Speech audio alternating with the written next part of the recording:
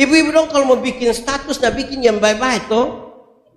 Bakalai sedikit dengan suami muat di Facebook. Ada yang komen begini, laki begitu ikat di batu di leher gua di dalam.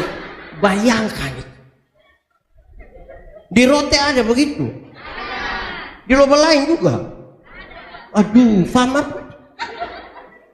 Ibu-ibu, kalau ada yang datang tanya bilang, "Mama, seumur berapa?" Terus dia bilang 50. Dia sengaja kaget. 50 ke 35. Jangan percaya.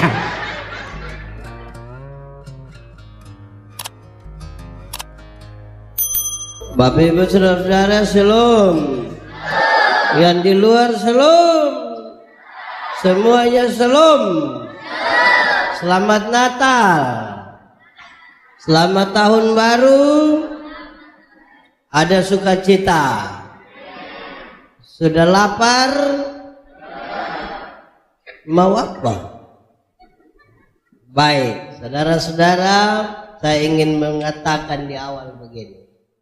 Secara kasat mata kalau kita melihat, Natal itu enak untuk ditonton. Natal enak untuk ditonton.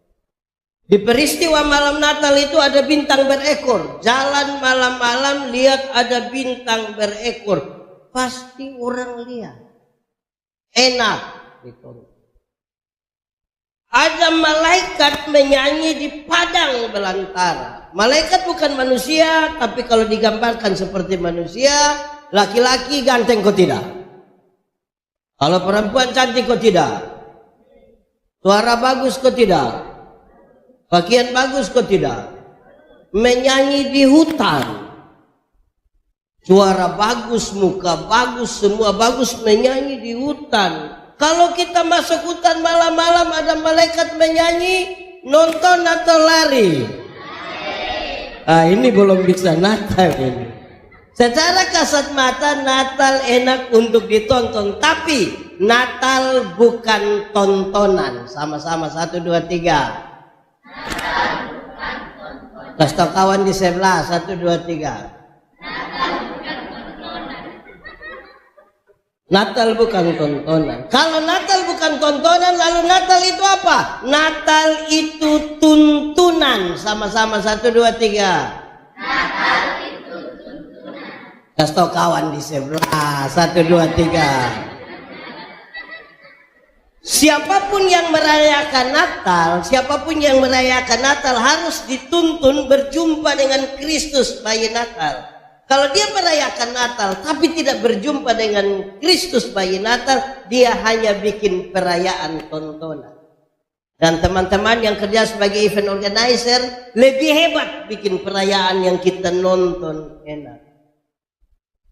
Lebih dari itu, saudara, saya mau sampaikan bahwa Natal adalah tantangan. Sama-sama 1, 2, 3. Kasih tahu yang di 1, 2, 3.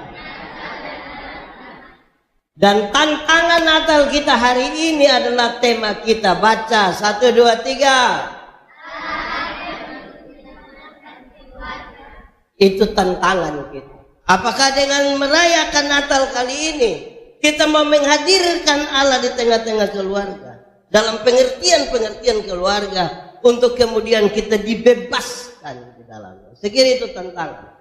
Dan kalau tidak kita merayakan itu, maka kita hanya bikin perayaan tontonan biasa yang dari 1 tahun ke 1 tahun kita ganti tim pelayanan dan lain sebagainya. Saudara-saudara, peristiwa Natal itu dimulai dari berkumpulnya keluarga-keluarga, di mana ada perintah pemerintah.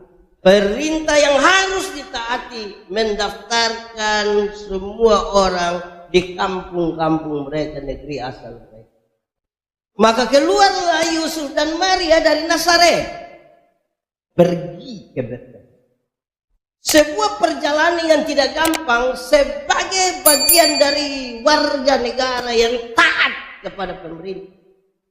Mereka harus lakukan itu dalam perjalanan kira-kira 80 mil, 120 kilo bagi seorang perempuan yang hamil tua.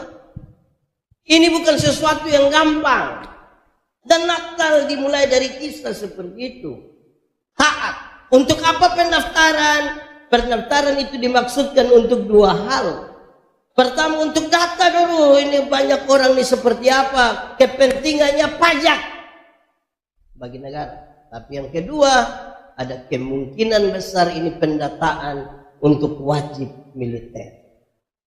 Renungan lebih dari itu. Kalau untuk pemerintah saja orang harus taat seperti itu, bagaimana dengan Tuhan yang akan memberikan sesuatu kepada umatnya? Apakah setiap orang mau untuk taat setara dengan ketaatannya kepada pemerintah atau lebih dari itu? Ini menjadi sebuah tantangan baru bagi orang-orang yang merayakan Natal, bagi mereka yang jauh ditarik ke belakang untuk merenungkan lagi peristiwa. Lalu kita membaca teks yang tiap-tiap tahun kita membacakan ini tentang kelahiran Yesus sampai pada kegelisahan daripada Yusuf. Kenapa? Peristiwa mereka kurang lebih sama dengan kita. Yusuf dan Maria bertunangan. Pertunangan mereka resmi, ini suami istri, tapi belum boleh tidur sama-sama, belum boleh tinggal sama-sama.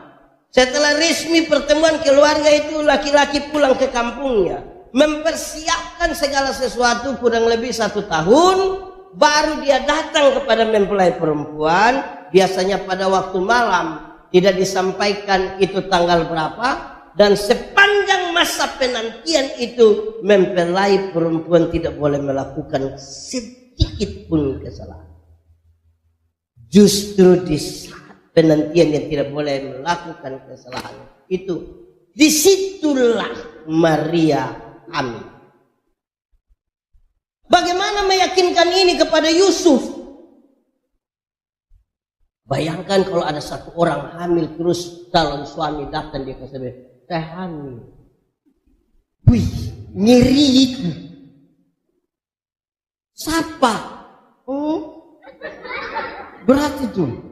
Nah, saudara-saudara, mari kita renungkan. Saya tahu bahwa saudara-saudara ini acara cukup panjang, berharap pendeta khotbah habis cepat toh.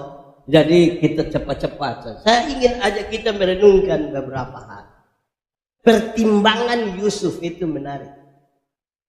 Pertimbangan Yusuf itu kalau kita baca dengan baik dan kita renungkan, kita menemukan kalimat yang baik ini, yaitu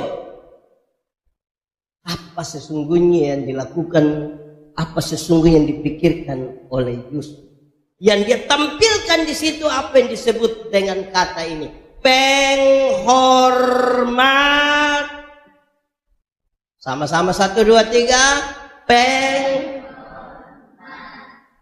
Kasih tahu bilang. Dia tahu bahwa ada masalah, tapi menjaga kehormatan itu sesuatu yang penting. Berdasarkan itu saya kira pesan paling pertama adalah di rumah-rumah tangga itu orang mesti menjaga kehormatan. Tidak usah tulis di FB, ada begitu di rote. Jaga kehormatan. Hai istri-istri, tunduklah kepada suami. Kali suami bikin salah, ada banyak orang, jangan marah dia di muka umum. Itu mempermalukan dia. Tunggu sampai rumah baru injak dia. Sampai rumah baru ikat juga boleh. Jangan marah di muka. Ibu-ibu sekalipun pendapatanmu besar sekali, banyak sekali, lebih tinggi dari suami, jangan bandingkan itu dan jangan kasih tahu kepada anak-anak. Kita tidak jaga dia punya kehormatan. Ibu-ibu, di sini ibu-ibu 10. Yang lain ini SMP semua. Ibu-ibu, latih semua orang yang di dalam rumah itu menjaga kehormatan suami. Sebab kalau dia tidak dapat di rumah, dia akan cari di... Oh, tahu juga. Kalau dia tidak dapat di rumah, dia akan cari di... Hai suami-suami, jagalah kehormatan dari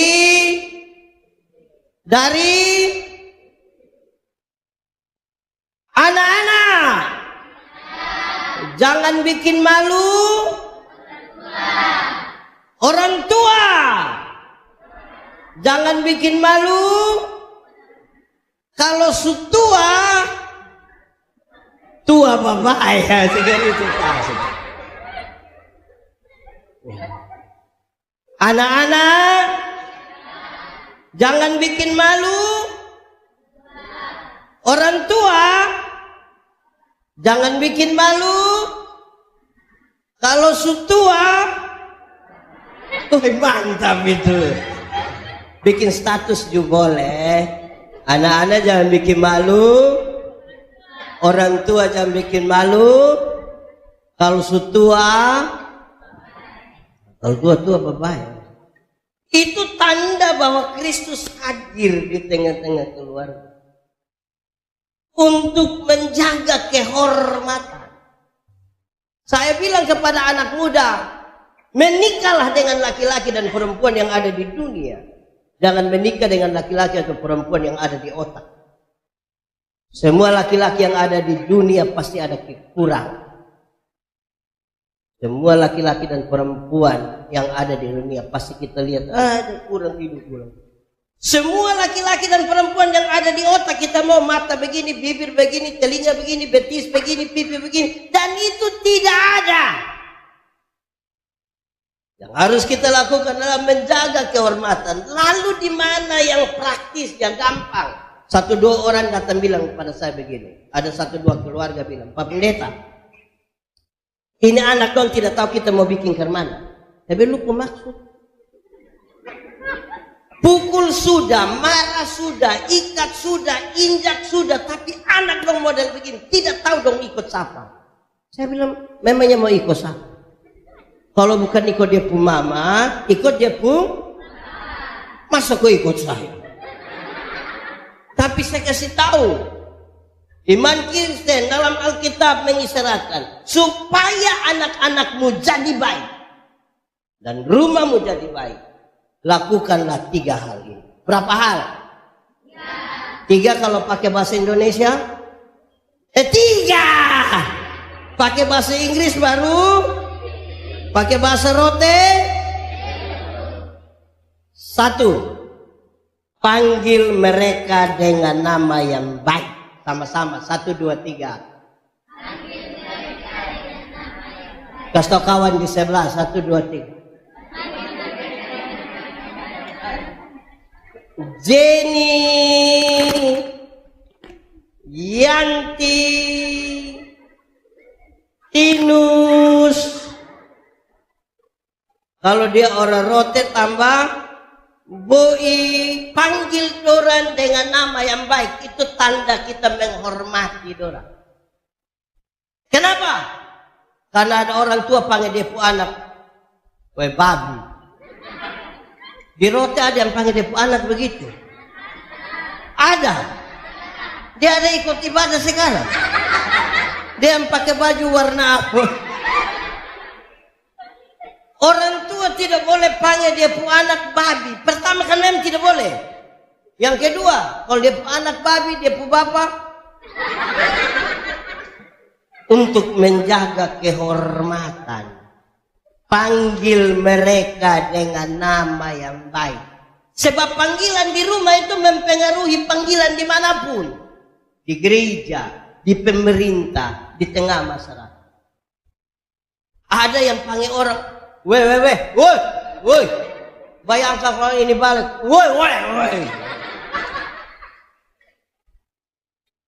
Panggil dengan nama yang baik. Kadang-kadang kita kira main gila dan itu baik, tidak baik. Anak kulit hitam sedikit kita panggil dia black. Kasihan dia itu. Ada pernah dengar begitu orang panggil? Di rote sini ada. Apa itu? Panggil mereka dengan nama yang baik. Kedua, berikan kepada mereka makanan yang baik. Sama-sama, 1, 2, 3. Kasih tahu kawan di 1, 2, 3. Makanan yang baik itu bukan soal 4 sehat 5 sempurna.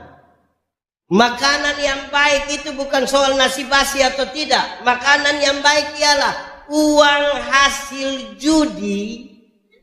Di sini ada yang biasa judi. Siapa pun bapak, coba angkat tangan saya. Uang hasil judi.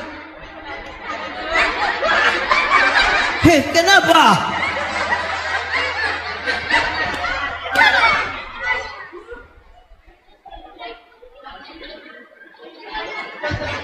Oke, ini saudara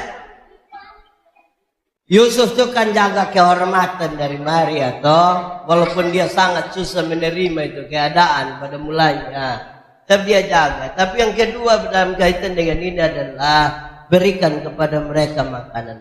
Makanan yang baik itu bukan soal 4 sehat 5 sempurna. Uang hasil judi, hasil korupsi, hasil tipu, hasil rampasan, jangan kasih makan keluarga. Itu kita tidak menjaga kehormatan mereka. Amin. Cukupkan dirimu dengan apa yang ada padamu. Berbahagialah engkau dan baiklah keadaanmu. Yang tukang pencuri angkat tangan. Oh itu susah jangan. Untuk kita jaga kehormatan, kita membaca Alkitab dan menemukan kalimat yang baik. Nama baik lebihlah daripada apa? Dengar, kalau nanti orang tua mati, tidak mampu untuk mewariskan rumah, sertifikat tanah, lain-lain kekayaan, ya wariskanlah nama baik. Supaya orang tanya, lu pembapak siapa? Lu pembapak, siapa bapak Yan? Bayangkan kalau orang tua mati berontak, bapak siapa? Yan, memang. Wariskan nama yang baik. Sama-sama 1, 2, 3. Kasih tahu yang ini, kasih tahu. Anak-anak, jangan bikin malu orang tua. Jangan bikin malu kalau tua. Hai, dan kita mewariskan. 3. Berikan kepada mereka ajaran yang benar. Sama-sama 1, 2, 3. Kasih tahu kawan di sebelah 1, 2, 3. Anak-anak itu pelajar cepat. Dia hanya akan mengulang apa yang dia lihat, apa yang dia dengar. Kalau dia lihat bapak pukul mama, kita melahirkan anak laki-laki yang pandang enteng perempuan. Kita melahirkan anak perempuan yang takut lihat laki-laki. Bapak tukang tipu, anak tukang. Bapak mabok, mama tukang bamaki.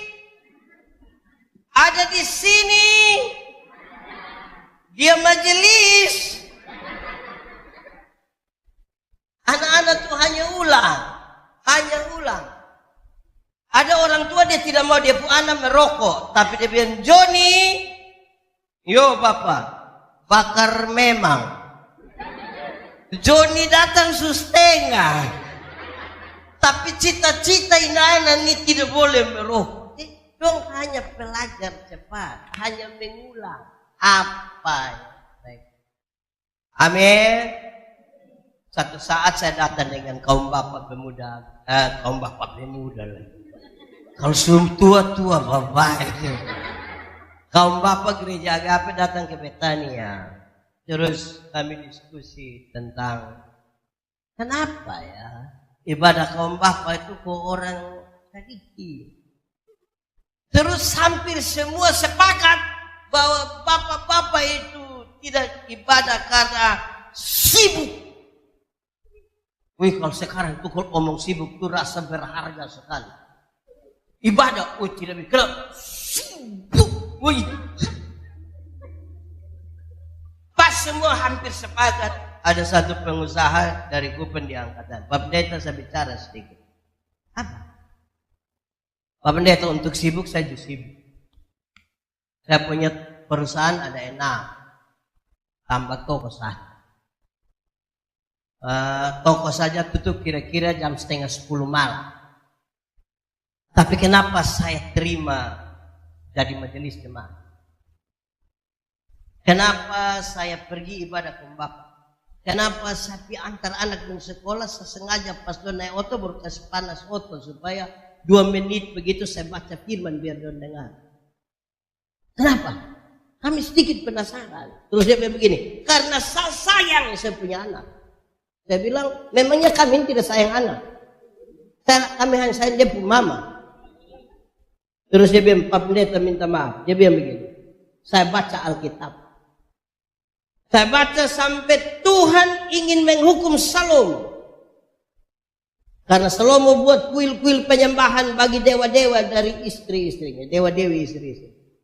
Tuhan batal menghukum Salomo dengan Tuhan mengucapkan kalimat ini. Salomo, oleh karena ayahmu Daud, aku tidak akan menghukum. Dia kasih turun sedikit kalimat. Salomo, oleh karena lu bapa yang dia pun nama Daud itu yang bikin saya ini batal hukum. Dia bilang saya baca sampai di situ saya mengerti apa yang kita orang tua berbuat. Tuhan perhitungkan bagi anak. Amin. Ini bapak-bapak sayang anak semua. Sayang siapa pun anak. Itu juga penting. Untuk menjaga kehormatan. Amin kok. Masih ada kehormatan di rumah kok tidak? Masih kok tidak? Cek, kalau Yesus ada di situ ada kehormatan. Kalau ternyata kita sudah panggil Vivi nama saya, itu tidak ada lagi kehormatan di itu rumah. Semua rumah punya masalah. Tapi menjaga kehormatan itu dia masuk di kategori wajib. Kenapa? Rumah yang tidak selesai urusannya akan berimbas pada hubungan sosial dan masyarakat. Guru-guru itu kalau bertengkar di rumah tidak selesai dan dia suami dan istri, murid mati. Mati. Dulu selesai. Di sini ada guru, bukan yang itu, ini guru di sana. Satu, dua. Jadi itu tanda kalau Kristus hadir, itu sekaligus adalah tantangan kita. Bagian yang kedua, apa sih yang dipertontonkan dalam teks tadi dalam hubungan Tuhan yang hadir di tengah keluarga untuk menyelamatkan keluarga? Apa sih? Yang mau dipertontonkan, disampaikan kepada kita adalah kasih. Sama-sama, 1, 2, 3. Hukum Taurat itu 10. Dari 10 dijabarkan jadi 613 pasal. Dari 613 pasal masih ada ribuan peraturan hidup setiap hari. Dan dari ribuan itu Tuhan menyimpulkan dia tinggal 2 kalimat. Mengasihi Tuhan dan mengasihi. Dari 2 kalimat itu tinggal 1 kata. Anak-anak sekolah minggu menyanyi. K-A.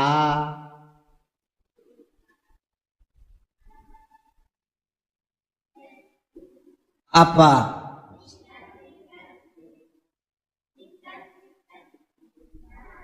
Kasih itu.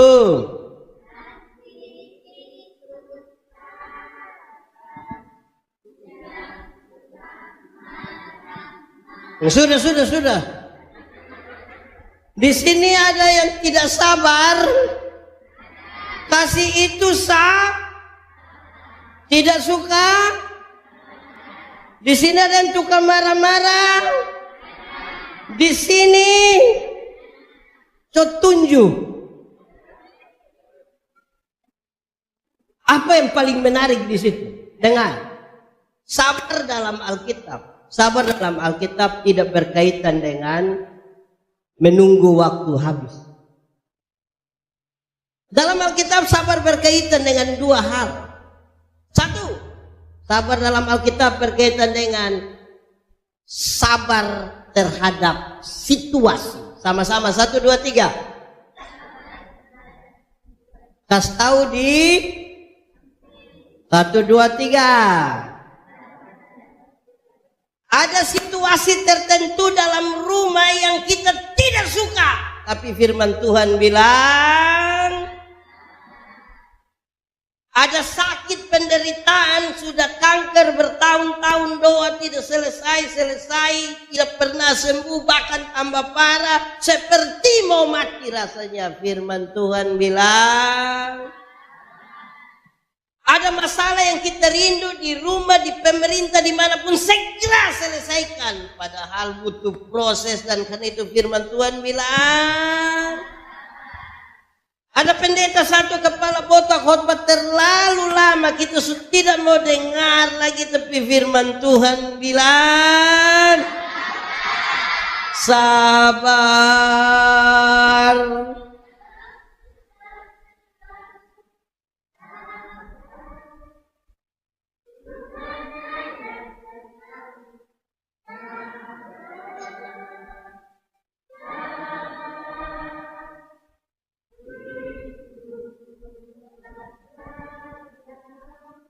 Kedua, sabar terhadap orang. Sama-sama, 1, 2, 3. Ada orang-orang tertentu di kita pun kehidupan itu sangat menjengkel. Tapi firman Tuhan bilang ada tetangga-tetangga dekat rumah itu yang sangat, tapi firman Tuhan bilang ada anak-anak di rumah itu terlalu, tapi firman Tuhan bilang ada suami-suami sangat, tapi firman Tuhan bilang ada istri-istri. Ada kok tidak? Siapa bu istri?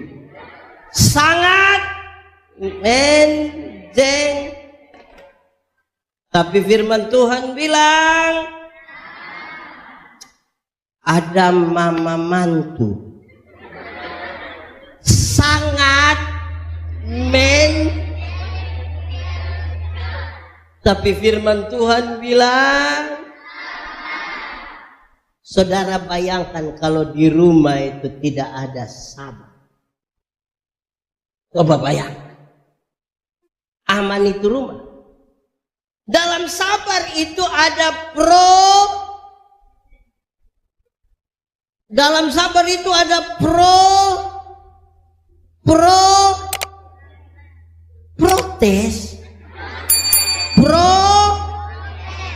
proses. Waktu kita berdoa minta kesabaran, Tuhan tidak kasih kesabaran. Dia izinkan orang-orang yang menjengkel untuk kita melatih kesabaran. Amin. Amin. Dulu itu sama dengan itu hari. Ya toh, untung saya sabar. Dulu itu ada satu binatang di dunia namanya ayam. Sekarang juga ada kan? Ayam dulu itu hanya dibedakan atas ayam jantan dan ayam. Tiba-tiba muncul ayam potong.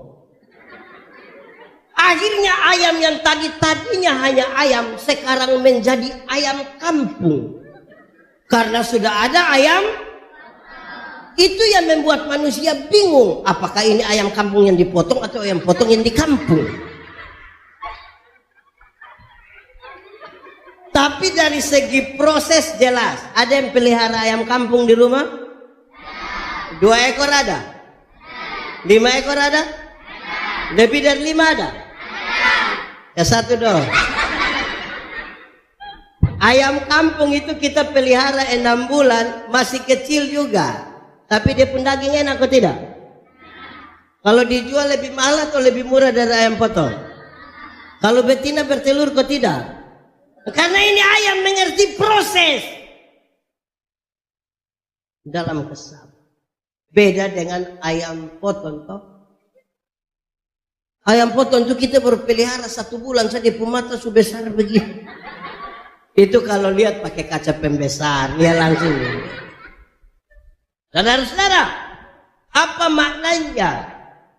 Saudara tahu bahwa kisah ini kisah tentang kasih. Sekarang kita hafal kalimat ini. Kasih ialah. Omong menjengkelkan. Kasih ialah kebaikan, tidak tertahan oleh apapun, tidak akan berubah menjadi kebencian. Ulang, kasih ialah kebaikan, tidak terpatahkan oleh apapun, tidak akan berubah menjadi kebencian. Rujukannya begini. Karena begitu besar kasih Allah akan. Apakah Tuhan Allah mengasihi dunia? Apakah dunia mengasihi Tuhan? Lalu apakah dunia tidak mengasihi Tuhan? Tuhan berhenti mengasihi dunia? Apakah kemudian Tuhan membenci dunia? Kalimat ini menjadi penting. Kasih tidak terpatahkan. Sama-sama 1, 2, 3. Kasih kawan sebelah 1, 2, 3. Supaya jangan ada orang bilang kepada siapapun dia bilang begini, Pak Joyce, saya terlalu hargai Pak.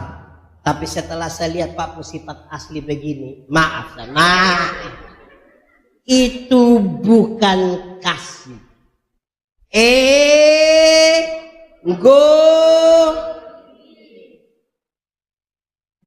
Kalau kita egois, kita hanya mau didengar.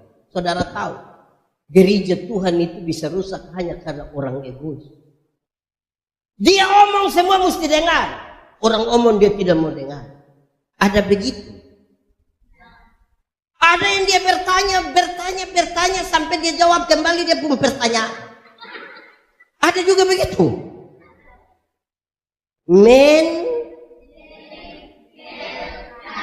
Saudara bayangkan kalau kita tidak ada kasih.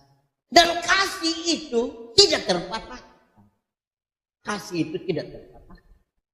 Dalam kasih yang tidak terpatahkan itulah Tuhan mau menyelamatkan dunia sesuai dengan janjinya. Saudara-saudara, ada 3 hal di dunia yang menjadi masalah utama di dunia. Dan saudara lihat bahwa tanpa kasih yang penuh dengan kesabaran yang tidak terpatahkan, masalah ini tidak selesai.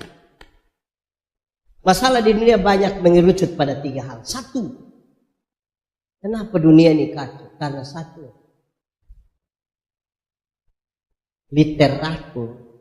literatur tentang perdamaian jumlahnya jauh lebih sedikit dari literatur tentang kekacauan, tentang perang. Tulisan-tulisan damai itu jauh lebih sedikit. Ibadah ini baik atau tidak? Coba siaran langsung, ada live kan? Berapa yang ikuti? Paling berapa sebenarnya? Tapi coba kalau biar di sekitar gereja Efata Lekewel terjadi pemerkosaan, berapa banyak yang nonton? Lebih banyak atau lebih sedikit? Kalau begitu, mau dunia aman, Jadilah orang yang selalu mengabarkan yang baik. Omong yang baik. Di rumah harus mulai dengan ngomong yang baik. Jangan suka omong-omong orang punah. Beta biasa bilang, orang yang biasa gosip itu dong biasa dengan dua pengantar yang mantap. Satu, bukan kita mau omong orang. Bukan kita mau omong, padahal biasakan omong yang baik. Omong yang baik. Kedua, orang-orang yang punya visi perdamaian terlalu sedikit. Sejarah mencatat Mahatma Gandhi, Martin Luther King, Bunda Teresa, berapa jumlah mereka dibanding dengan miliaran manusia di dunia. Kan itu jadilah orang-orang yang membawa damai. Sebagai tokoh-tokoh, agen-agen yang punya visi perdamaian. Kalau itu yang kita pertontonkan aman. Saudara bayangkan kita kehilangan kasih. Jalan dari sini, mobil di Nemrala sana, orang celaka don tidak tolong. Siaran langsung. Hai guys, ada yang celaka guys. Motor metik merah guys. Kalau ada yang kenal harap merapat guys. Dia siaran langsung habis guys meninggal guys. Guys itu meninggal dunia.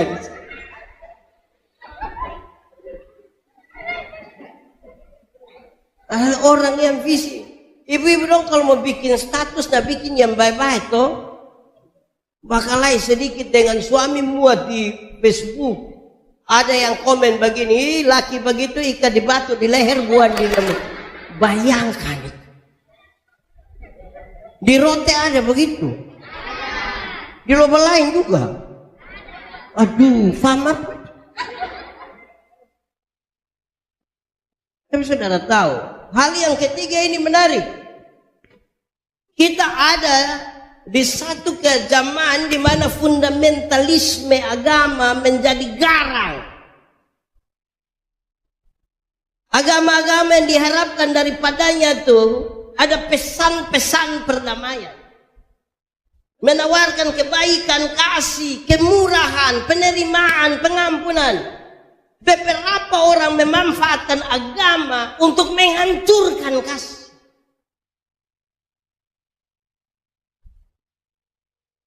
Bikin rusak. Jemaat-jemaat sepertinya menikmati kalau ada pertikaian antar pemimpin agama. Lalu di mana kasih? Kita seolah-olah ada bertarung tentang sesuatu. Siapa yang kita sembah? Saya baca satu status kemarin yang menarik. Yesus bukan objek dari pertengkaran. Yesus adalah subjek yang mendorong kita untuk mengabarkan kebaikan, kasih, persaudaraan, dan penerimaan.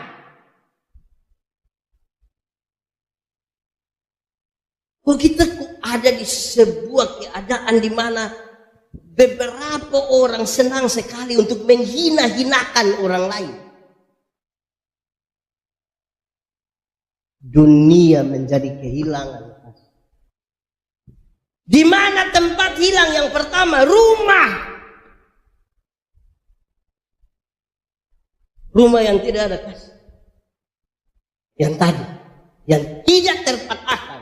Kebaikan tidak terpatahkan oleh apapun. Dan tidak akan berubah menjadi kebencian. Saudara-saudara. Itu kasih. Tapi kita membaca teks tadi dan kalau kita merenungkan lebih dalam saudara-saudara. Kasih yang membawa pesan perdamaian. Tetapi sekaligus kasih itu yang membawa pesan pembebasan. Kasih yang membebaskan. Saudara-saudara, teks tadi mengatakan begini dalam bahasa Indonesia.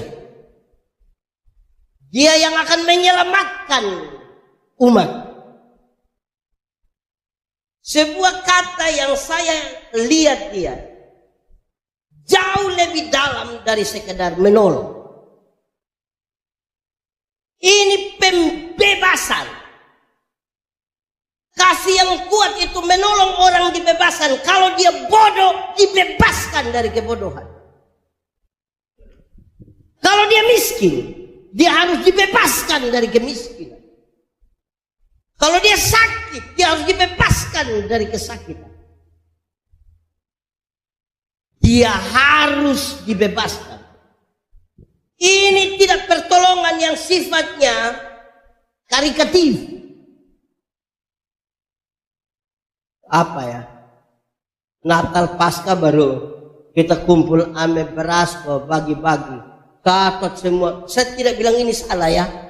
Karena saya ingin poin yang lebih dalam. Kumpul ame baru kemudian mulai data ini. Sahabat itu bengkok. Biasa beta berapi-api. Kumpul ame ini janda-janda yang penerima diakonia dong. Baru habis itu pengumuman dari sekretaris. Bagi para penerima diakonia supaya jangan pulang dulu. Karena segera setelah ini akan ada pembagian. Yang sehat semua supulan berdom panggil satu-satu. Nenek Manobe. Nenek Manobe kan jalan sebegini. Datang membawa ini beras, gula semua 20 kilo baru. Nah Nenek Manobe mau kuat berat. Nih listnya, Nenek Manobe tunggu kita foto-foto dulu ya Nenek. Saya mau tanya, kira-kira kalau antar di rumah bisa kok tidak? Kalau untuk kepentingan dokumentasi foto di rumah bisa kok tidak? Nah, kenapa panggil Nenek Manobe datang di sini? Kalau saya pun nenek ada apa-apa saudara-saudara tanggung jawab.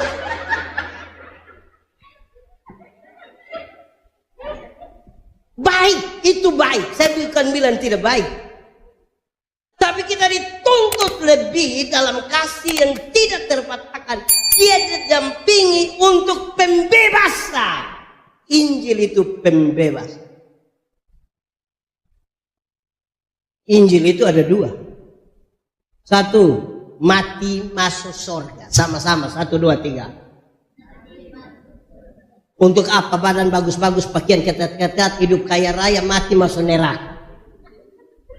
Kurus-kurus, susah-susah, noe-noe, mati masuk surga. Mana yang baik? Mana yang baik? Badan bagus-bagus, ketat-ketat, mati neraka. Kurus-kurus, susah-susah, mati surga. Mana yang baik? Mana yang baik? Dua-dua tidak baik. Yang baik tuh badan bagus-bagus, pakaian ketat-ketat, hidup kaya raya, mati masuk. Kita saja yang Tuhan baru kasih kepercayaan kecil, saya langsung lupa Tuhan. Itu hari belum lulus P3K itu berdoa keliling semua gereja di kelas global lain. Nanti lulus itu gaji pertama untuk Tuhan, bikin syukuran, pakai menangis. Kedua, ketiga sampai hari yang tidak lagi deh. Tuhan baru percayakan kios satu tidak ikut gereja. Pendeta tanya ibu, kenapa tidak gereja? Tuhan suka kasih kios siapa yang jaga lah. Baru kios, belum tambang emas. Itu Injil pertama, mati masuk. Tapi yang kedua, saya suka tanya ini, surga lebih baik atau dunia lebih baik? Surga lebih baik atau dunia lebih baik? Yakin? Mantap? Yes. Kalau begitu siapa mau pergi sekarang? Ada yang mau pergi sekarang? Tuhan kita kaya atau miskin? Kenapa dia pun anda miskin?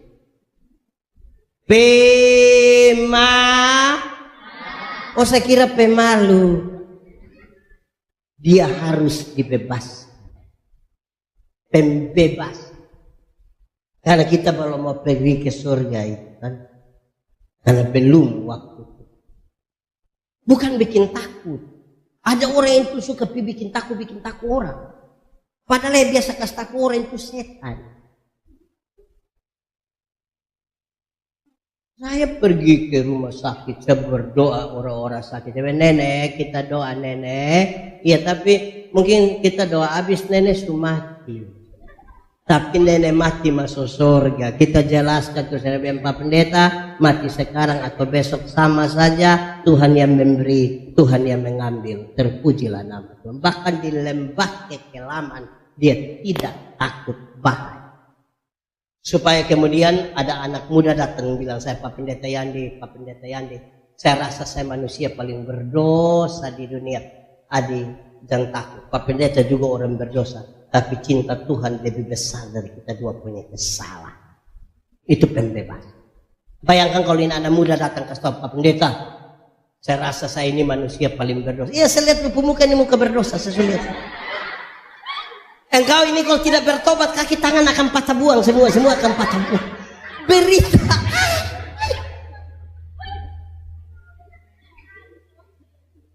Yesus membebaskan. Kalau ini pemain keyboard, satu saat dia pemalas datang di gereja. Dia rajin kok pemalas. Kasih tau dia baik-baik, adik. Kau ini kita lihat son pernah datang main, lah datangnya Tuhan Yesus tunggu. Begitu. Ini kau sampai jamaah, nanti dia ambil buang itu tangan. Berita. Saya suka bakas taku. Di sini ada tukang bakas taku. Orang tua. Anak malam-malam kalau dia tidak bisa tidur, jangan kasih taku dia. Omong bapak, bobo saya, ayo tidur saya. Ayo tidur selesai kulatin biar bangun. Ada belum tidur, papa mama tidur duluan, nanti tidur sudah. Ini anak belum tidur, dia pun bapak mama sepakat kasih mati lampu. Suka mati lampu lah, dia pun bapak putar keluar dari pintu belakang menuju jendela kamar. Baru dia pun bapak garu jendela. Dia pun mama sengaja kaget. Adek subuh, ini keluarga tipu-tipu. Tidak ada Yesus di itu keluarga. Di sini ada orang tua biasa kasih taku anak. Yesus mana kasih taku? Pembebas. Amin kok. Oke, yang ketiga, semua habis ini. Karena saya lihat saudara sudah lama dari tadi. Ketiga, kita berefleksi dari teks tadi dan kita menemukan ada kerjasama. Pembebasan itu urusan Tuhan. Penyelamatan, keselamatan itu Tuhan berikan dan cuma. Tapi teks ini menarik. Ada kerjasama. Ada bagian yang mesti dikerjakan. Ada bagian yang dikerjakan oleh manusia. Ada bagian yang Tuhan kerjakan. Yang Tuhan kerjakan adalah dia bilang kepada malaikat, pergi ke Yusuf. Yang Yusuf kerjakan adalah dia menerima. Dia bangun dan melakukan seperti apa yang dia terima. Itu bagian kerjasama. Tidak bisa saudara-saudara kita mengabaikan kerjasama antara manusia dengan Tuhan. Nona muda, di sini ada nona muda, nenek-nenek semua. Nona muda, yang belum menikah, jodoh itu akan datang dengan sendiri. Itu pun kalau dia tahu rumah. Kampung tugas itu Sherlock. Itu tugas kamu. Dengar, nona muda. Kalau ada laki-laki, jadi bagian Tuhan itu begini. Jodoh itu Tuhan yang atur. Itu bagian Tuhan. Bagian kamu itu kalau ada laki-laki datang ya non. maukah engkau menjadi mama untuk kita dua punya anak? Nona pun tugas bilang, iya, itu bagian kita. Amin. Bayangkan kalau itu laki-laki datang bilang, non, maukah engkau menjadi mama buat kita dua punya anak-anak? Terus dia bilang, minta maaf, semua Tuhan suator. Ada bagian yang kita punya. Amin kok. Mati hidup Tuhan yang atur. Amin. Itu soal di sini. Yang ini kasih tahu otak. Yuk, lu tahu kok tidak? Tidak tahu kenapa? Otak. Mati hidup itu Tuhan yang atur. Jadi otak kau tolong kasih tahu kaki. Supaya kalau ada ototrek lari kincang ikut sini, kaki jangan lompat di tengah jalan. Itu bagian. Ada masa depan dalam tangan Tuhan. Amin. Saudara percaya bahwa Tuhan menyiapkan masa depan bagi anak-anakmu? Amin. Tapi bukan Tuhan yang antar itu anak di sekolah. Siapa yang antar? Atau siapa di rote yang terlalu sibuk pagi-pagi dia berdoa, Tuhan, saya sibuk jadi Tuhan tolong jemput anak-anak. Tuhan yang jemput pulang menangis, menangis. Terus ada krans bunga dari klasis global lain. Majelis klasis dan segenap jemaat di klasis global lain mengucapkan apa? Mengucapkan ada bagian kita. Kenapa? Kerjasama ini saya ingin maksudkan dia pada sesuatu yang kita sebut sebagai kesuksesan. Sukses. Masa Tuhan tinggal dalam rumah kita dia sukses?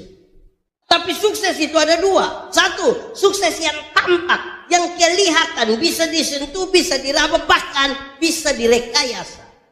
Dulu miskin, sekarang kaya. Dulu tidak ada rumah, sekarang rumah besar.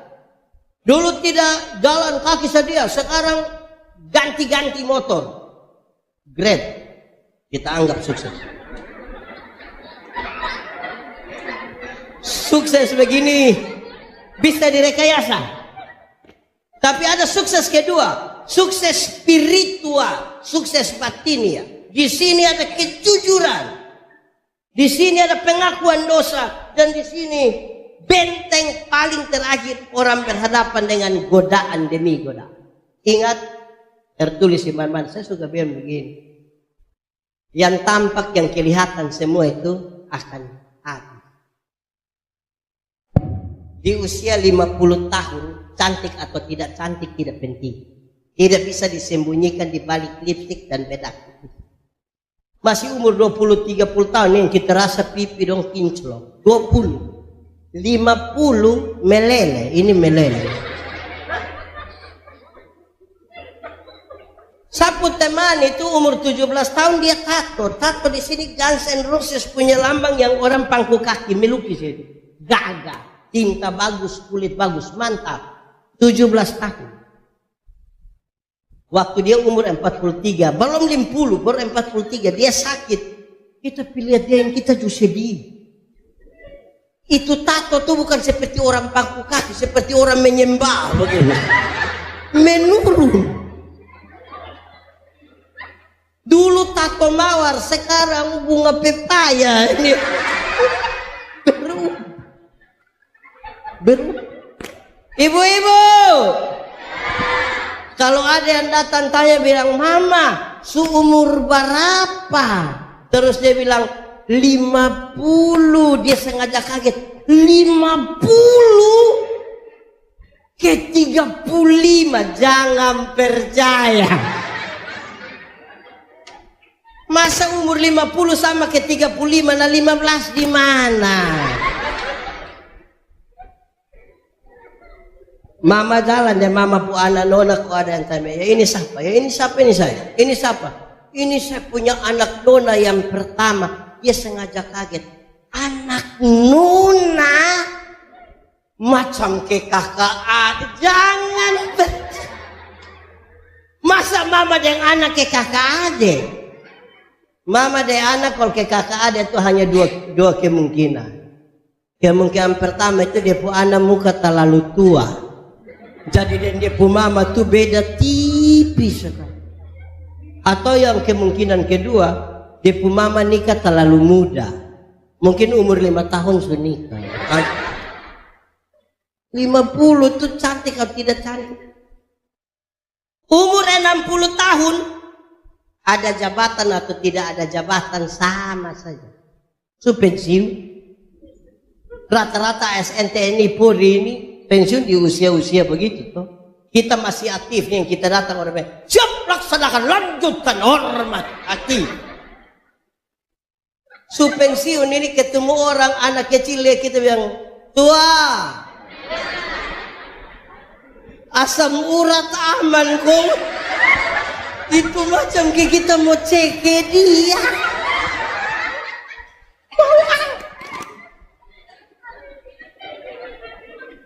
Umur 70 tahun, kalau kita umur 70 tahun, rumah besar atau rumah kecil sama saja. Apalagi rumah tingkat. Kok su pakai tongkat mau naik lantai 2 jangan. Tidak. Umur 80 tahun kalau Tuhan izinkan kita umur panjang, bahkan kaya atau miskin pun tidak penting. Itu 80 tahun tidak mungkin beli daging babi 2 kilo makan sendiri, tidak mungkin. Jantung, kolesterol, darah tinggi, diabetes, gigi tidak ada. Orang lain masih kunyam, nyam. Kita tidak kunyah, kita ke mall sabi. Mall begitu dia purasa so habis saya bilang. Paling hanya begitu. Mau harap apa? Saya bayangkan anak-anak TK pun lagu, anak sekolah minggu pun lagu tuh bagus. Cari apa?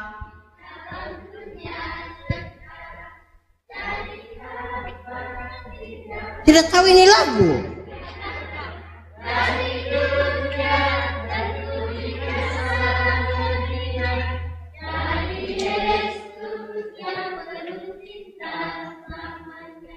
Saya tidak bilang tidak usah bekerja. Pasti itu suami dong kerja, jangan lupa ibadah. Yang lupa cari. Kenapa ini? Kelihatan mama-mama lebih banyak dari bapak-bapak, betul? Ini mama janda semua. Kasih tahu dong, jangan lupa ibadah. Besok-besok itu kita tidak. Oke, baik. Lalu sukses itu apa? Dalam kerjasama dengan Tuhan. Karena kita lagi bicara di tengah dunia yang penuh dengan masalah tadi. Sukses itu bukan karena kita jadi kaya. Sukses itu bukan karena kita menang bahkan. Sukses itu apa? Sukses itu adalah orang yang tahu dia datang dari mana, mau pergi kemana, dan dengan cara apa dia sampai ke tempat. Dia berbicara tentang 3 komponen paling utama dari sebuah kesuksesan, yaitu tahu diri, asal, proses, tujuan. Sukses. Kalau orang proses bagus, tujuan ada, tapi tidak tahu asal, ini manusia lupa diri. Dia lupa semua orang. Dia tidak tahu dia datang dari mana. Orang kalau tahu diri, tidak ada proses, kemudian tiba-tiba dia sukses. Ini orang gila. Kok gila Pak Pendeta? Iya. Saya tidak pernah lihat uang 2 miliar. Tiba-tiba Pak Saik bilang, Pak Pendeta, ini ada 2 miliar. Tolong di Singapura, tolong habiskan dia dalam waktu 1 minggu. Saya yakin saya langsung gila. Tidak pernah ada proses apa-apa, tiba-tiba pegang 2 miliar. Woi, gila Bapak, gila. Karena tidak berproses. Apa hubungannya? Saudara tahu, saya sebagai pendeta, kadang-kadang saya heran. Ada yang bilang, Pak Pendeta, hari Minggu bisa pimpin ibadah di rumah kok. Ibadah apa? Ibadah syukur. Syukur apa? Wisuda. Wisuda apa? Wisuda S2. Siapa? Saya, Pak. Kuliah kapan? Bayangkan tidak pernah kuliah, tiba-tiba wisuda S2. Men.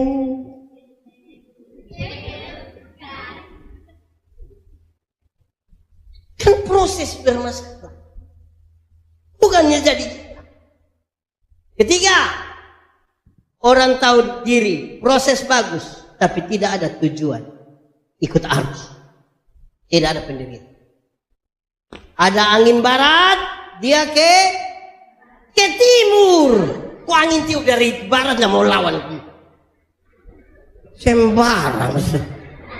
Ada angin barat, dia ada angin timur, dia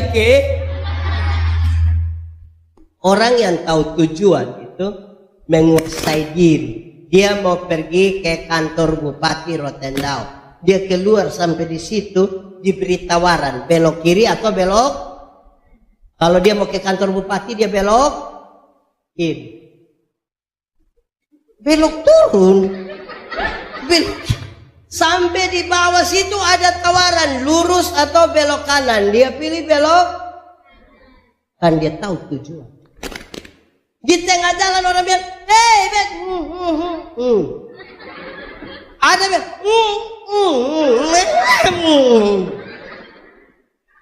Karena dia tahu dia punya tujuan.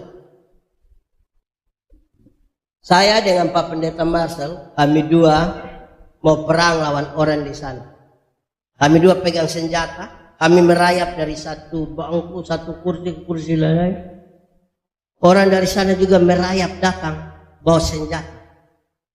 Tiba-tiba saya injak Pak Pendeta Marcel punya sepatu. Menurut saudara Pak Pendeta marah saya kok tidak? Marah kok tidak?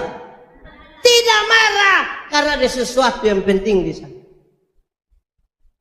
Ada sesuatu. Tidak ada waktu kami bermarah. Tapi bayangkan tidak ada musuh di sana, tidak ada yang kami harus hadapi di sana. Tiba-tiba saya injak bab tua pun sepatu.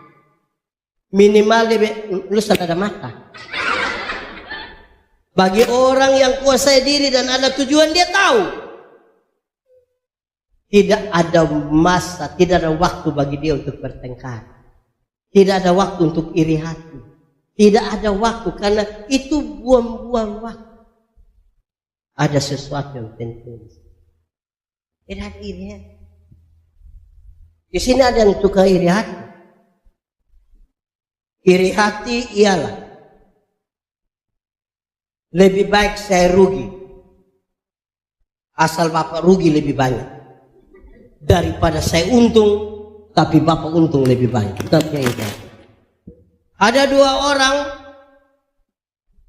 dua berdoa kepada Tuhan, tapi karena Tuhan tahu dua tukang iri hati, Tuhan bilang, malaikat kasih yang hanya satu saya berdoa. Tapi yang berdoa itu dia minta apa, yang tidak berdoa akan dapat 2 kali lipat. Jadi kalau dia minta motor 1, yang tidak berdoa akan dapat motor 2. Di antara kamu dua siapa mau doa? Dua-dua tidak. Akhirnya kami dua harus buang undi. Waktu buang undi, saya yang harus berdoa. Ini saya pikiran, kalau saya minta kaya, Pak Marcel lebih kaya. Akhirnya saya doa, Tuhan kasih saya mata buta 1. Kalau saya buta 1, beliau buta 1, rugi kok tidak? Rugi kok tidak? Tapi lebih senang lihat orang buta, iri hati. Senang sekali lihat orang susah. Dan susah sekali lihat orang itu tidak ada sukses-sukses. Lebih banyak gagal. Dalam sukses itu orang fokus. Saya tanya banyak orang, yang paling banyak gagal itu karena dia mau kerja semua. Ini fokus kerja apa yang saya tidak kerja apa. Urus semua, gagal semua. Fokus dulu di sana. Betul-betul taruh perhatian di sana. Membangun visi bersama. Bayangkan dong punya masalah dalam itu keluarga. Setelah campur tangan Tuhan itu, mereka membangun visi bersama bagi kepentingan dunia. Saya akhiri khotbah ini. Orang tua di kampung ajar kita bilang begini. Untuk apa kita tidur satu tempat tidur tapi dengan mimpi-mimpi yang berbeda? Lebih baik kita tidur di tempat tidur yang berbeda tapi dengan mimpi yang sama. Saya ulang. Untuk apa tidur satu tempat tidur tapi mimpi-mimpi? Lebih baik tidur tempat tidur yang berbeda tapi dengan mimpi yang... Kalau satu orang bermimpi itu hanya mimpi. Tapi semua orang dalam rumah bermimpi bersama, itu kenyataan. Jangan biarkan satu orang bermimpi sendiri. Harus menjadi mimpi bersama. Kalau begitu, pulang ke tidur supaya mimpi. Tapi saya mau clearkan di awal. Tidak boleh ada orang pulang ke tahu. Jangan sampai ada suami pulang ke tahu dia istri bilang, Mama, tadi pendeta ada ngomong. Untuk apa kita tidur satu tempat tidur? Tapi dengan mimpi tidak bisa. Stop! Mau mimpi sama-sama karena kau dalam rumah sedih pun tukang tersinggung. Di sini ada tukang tersinggung. Di panitia juga dia tersinggung. Tim pelayan tukang tersinggung. Di majelis dia tukang tersinggung. Sedikit-sedikit tersinggung. Sedikit-sedikit tersinggung. Sedikit-sedikit tersinggung. Tersinggung kok sedikit-sedikit. Sedikit-sedikit dia mau keluar. Mau bikin gereja sendiri di lapangan bola voli. Tidak bisa kita membangun mimpi. Amin. Oh. Selamat Natal. Selamat Natal. Selamat tahun baru. Tuhan Yesus menyertai kita. Amin. Puji dan sembah padamu Tuhanku sepanjang hidup.